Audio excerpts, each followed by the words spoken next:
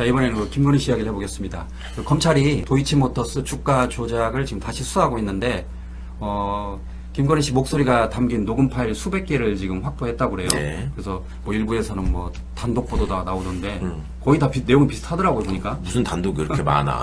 집단 보도들만. 근데 결국 경찰이 흘린 건가요? 그렇죠. 검찰이 네. 의도적으로, 검찰이, 네. 의도적으로 흘린 거고, 본인들이 이렇게 일을 열심히 해서 수사 성과를 냈다. 우리가 맘만 먹으면 잘한다. 이런 식의 인식이 국민들한테 심어지기를 바라는 마음으로 던져놓고 간을 보는 것 같아요. 예. 그리고 근데 사실은 조금만 따져보면 그런 녹음 파일은 당연히 있어야 되는 거고, 예. 그 증권회사의 미래에셋이었죠. 거기를 일부러 수사를 안 한 거예요. 압수수색을 안 한 거예요. 일부러? 하면은 그거 나온다는 거 아니까. 예. 그러니까 이제 그런 짓을 벌인 이 수사진들이 지금 일부 도망가 있고 막, 그러니까 검찰을 벗어나서 지금 도망치려고 하고 있고 한데, 이제 그자들에 대한 수사가 특검이 해야 될 일에 포함돼 있으니까 그 부분도 명확히 밝혀내가지고 단죄를 해야 된다는 이제 필요성을 또 확인시켜 주는 거고, 지금 나와 있는 어떤 그런 그 성과물들이 그나마 지금 듣기로는 검찰 내부에서 최초의 김건희 수사를 했던 팀들이 볼 때 네.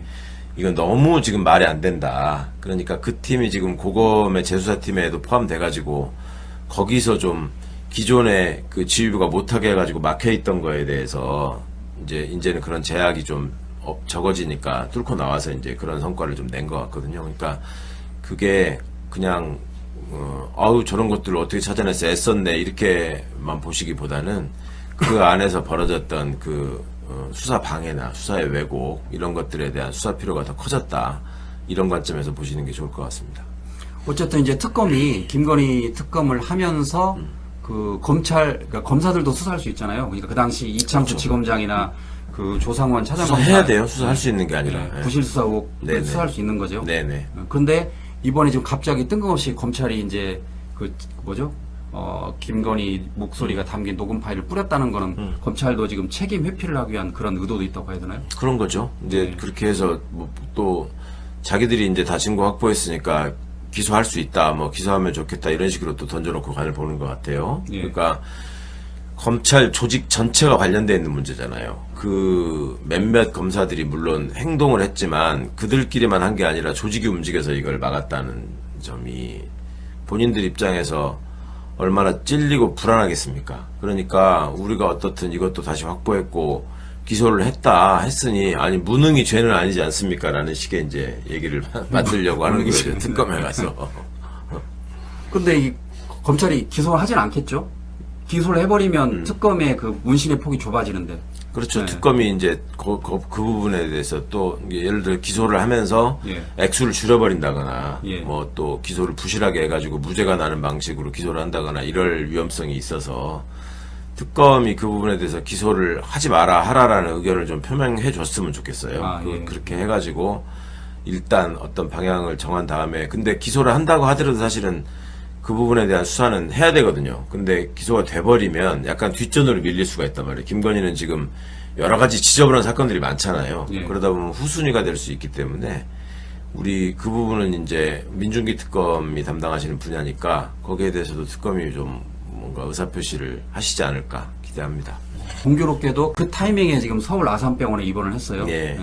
지금 뭐 수면장애 등을 이유로 입원했다는데 일부에서는 뭐 꾀병이 아니냐 지금 그런 얘기 나오고 있는데. 우울증이라고 그러더니 또 수면장애라고 그러고 처음에 갈 때는 거기서 우울증 치료를 받으러 간 게 아니라 뭐 소화기내과, 호흡기내과 뭐 이런 데를 먼저 갔다는 얘기가 있고 했는데 아무리 봐도 뭐 그렇게 해서는 입원 각이 안 나오니까 지금 우울하다 힘들다. 근데 이게 한두 번 얘기가 아니라 그 전부터도 윤석열이 그랬잖아요. 윤석열이가 탄핵 소추된 이후에 부인 어떻게 지내냐 뭐 이런 얘기가 궁금증이 있을 때마다 뭐 아파서 몸져 누웠다느니 뭐 먹을 걸 잘 못 먹고 있다느니 뭐 이런 소리가 나왔었는데 똑같은 맥락에서 동정심을 구하면서 수사를 지연시키려는 그런 모습의 꾀병이 아닐까라고 의심하는 게 뭐 타당성이 없는 게 아니잖아요. 누구나 그렇게 의심해 볼 수 있는 거지.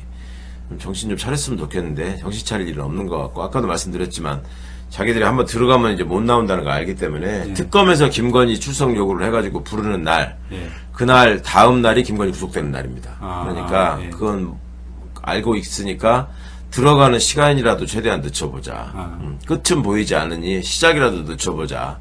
그 생각인 것 같아요. 그리고 거기서 이제 끌려나가는 모습을 통해 가지고 아픈 사람에게 이렇게 가혹하게 하는 뭐 이재명 독재 정권의 모습 이런 프레임을 만들려고 할 텐데 그게 그렇게 본인들의 그 바람대로 되지는 않을 것 같습니다.